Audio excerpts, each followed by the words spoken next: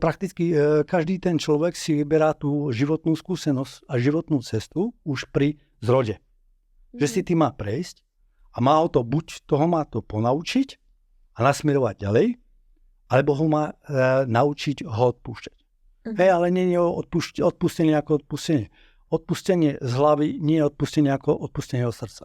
Že nedržať tú udalosť v sebe, lebo keď drží človek v sebe tú udalosť, tak tá udalosť rastie v ňom, tá negatívna. A to by som povedala možno, že aj pre našich poslucháčov, že ono je to veľmi dôležité v akýkoľvek oblasti v podstate, či už je to aj partnerský vzťah, kamarátsky vzťah, alebo akýkoľvek, že tá energetická výmena by mala byť proste v harmonii a mala by byť z oboch strán, aby to nebolo len o tom, že teraz či sa bavíme o terapeutovi, liečiteľovi alebo o partnerskom vzťahu, to je jedno, že nemalo by to byť to dávanie len z jednej strany, hej, lebo keď len vydá